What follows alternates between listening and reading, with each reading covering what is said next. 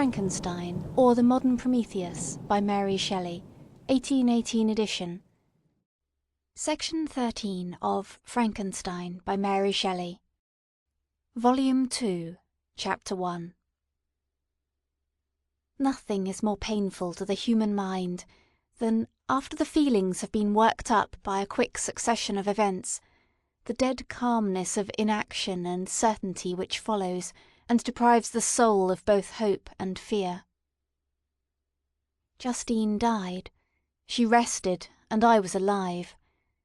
The blood flowed freely in my veins, but a weight of despair and remorse pressed on my heart which nothing could remove. Sleep fled from my eyes. I wandered like an evil spirit, for I had committed deeds of mischief beyond description horrible, and more, much more, I persuaded myself, was yet behind. Yet my heart overflowed with kindness and the love of virtue.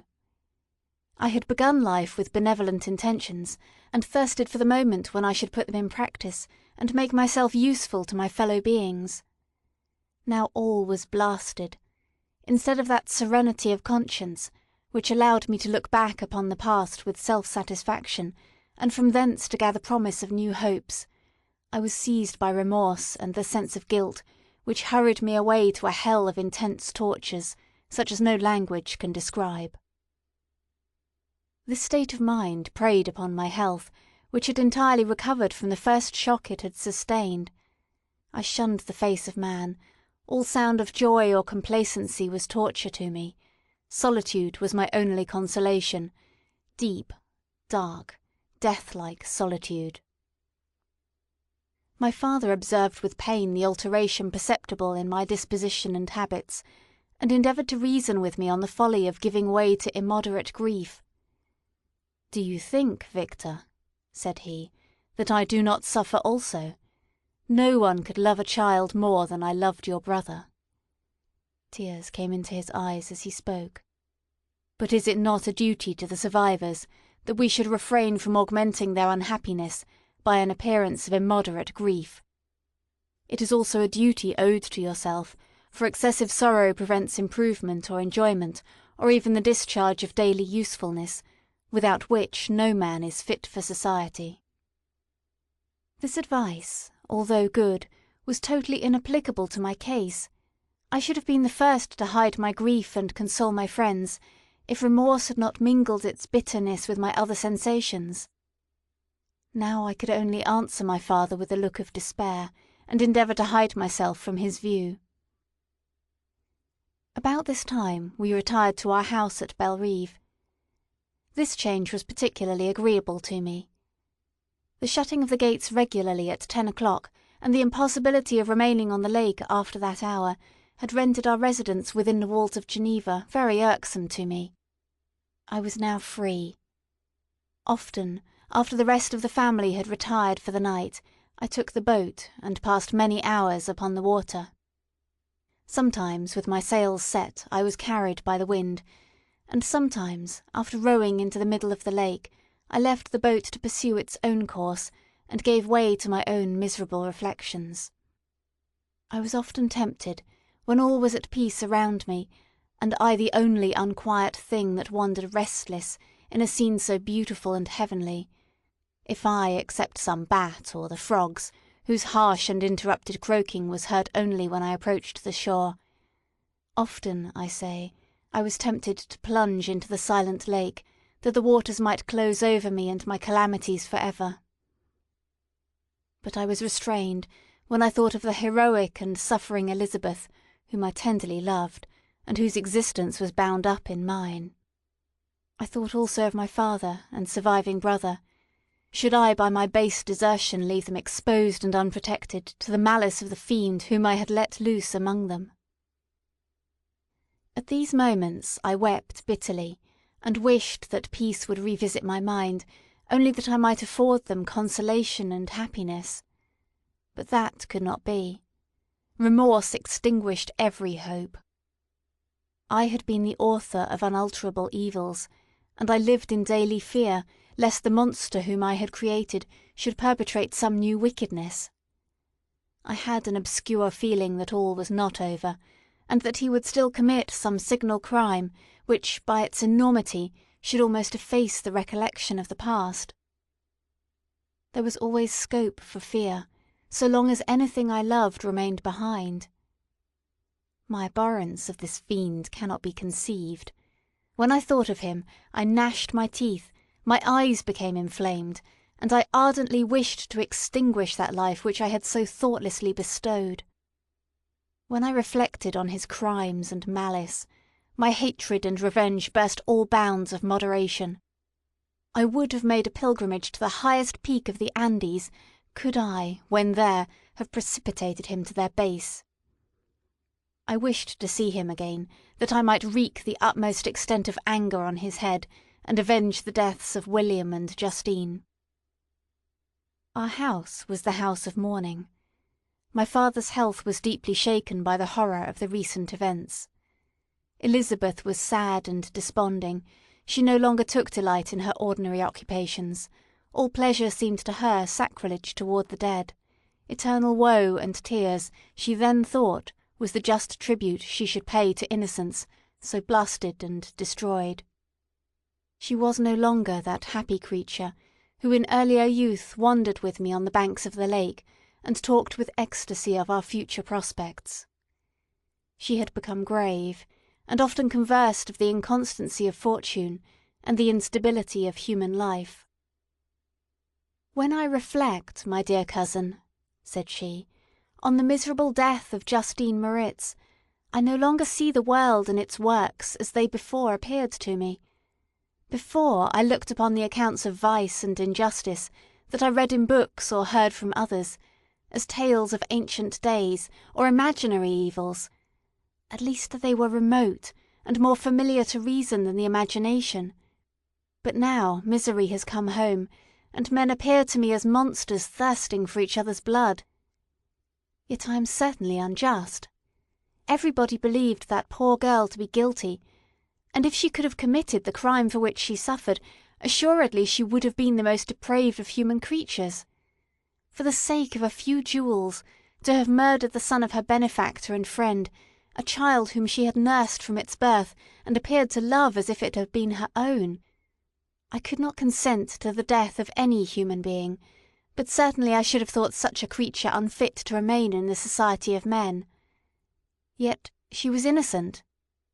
I know, I feel she was innocent.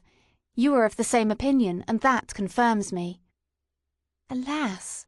Victor, when falsehood can look so like the truth, who can assure themselves of certain happiness? I feel as if I were walking on the edge of a precipice towards which thousands are crowding and endeavouring to plunge me into the abyss. William and Justine were assassinated, and the murderer escapes. He walks around the world free, and perhaps respected. But even if I were condemned to suffer on the scaffold for the same crimes, I would not change places with such a wretch." I listened to this discourse with the extremest agony. I, not in deed, but in effect, was the true murderer. Elizabeth read my anguish in my countenance, and kindly taking my hand, said, "My dearest cousin, you must calm yourself. These events have affected me, God knows how deeply, but I am not so wretched as you are.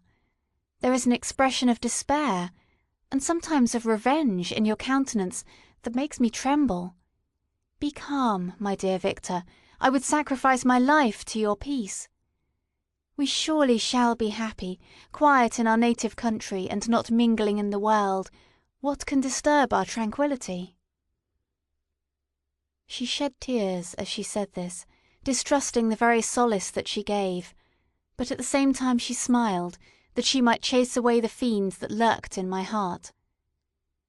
My father, who saw in the unhappiness that was painted in my face only an exaggeration of that sorrow which I might naturally feel, thought that an amusement suited to my taste would be the best means of restoring me my wonted serenity. It was from this cause that he had removed to the country, and induced by the same motive, he now proposed that we should all make an excursion to the valley of Chamounix. I had been there before, but Elizabeth and Ernest never had, and both had often expressed an earnest desire to see the scenery of this place, which had been described to them as so wonderful and sublime. Accordingly, we departed from Geneva on this tour about the middle of the month of August, nearly 2 months after the death of Justine.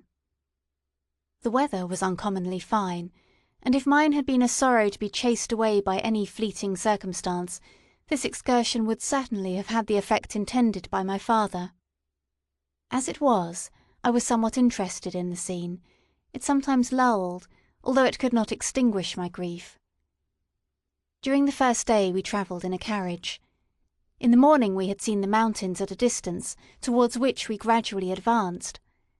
We perceived that the valley through which we wound, and which was formed by the river Arve, whose course we followed, closed in upon us by degrees, and when the sun had set, we beheld immense mountains and precipices overhanging us on every side, and heard the sound of the river raging among rocks, and the dashing of waterfalls around. The next day we pursued our journey upon mules, and as we ascended still higher, the valley assumed a more magnificent and astonishing character. Ruined castles hanging on the precipices of piny mountains, the impetuous Arve, and cottages every here and there peeping forth from among the trees, formed a scene of singular beauty.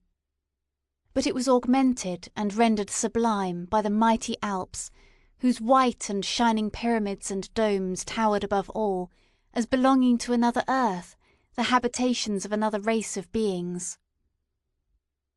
We passed the bridge of Pelissier, where the ravine, which the river forms, opened before us, and we began to ascend the mountain that overhangs it. Soon after, we entered the valley of Chamounix. This valley is more wonderful and sublime, but not so beautiful and picturesque as that of Servox through which we had just passed. The high and snowy mountains were its immediate boundaries, but we saw no more ruined castles and fertile fields.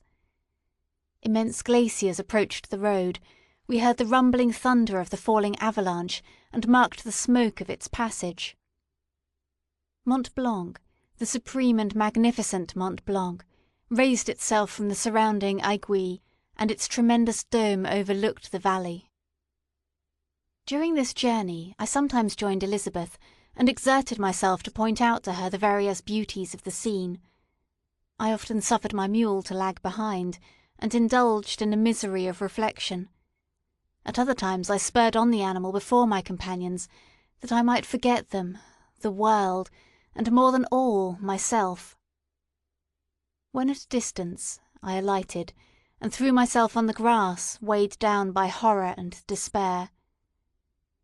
At 8 in the evening I arrived at Chamounix. My father and Elizabeth were very much fatigued. Ernest, who accompanied us, was delighted, and in high spirits. The only circumstance that detracted from his pleasure was the south wind, and the rain it seemed to promise for the next day. We retired early to our apartments, but not to sleep. At least I did not. I remained many hours at the window, watching the pallid lightning that played above Mont Blanc, and listening to the rushing of the Arve, which ran below my window. End of section 13.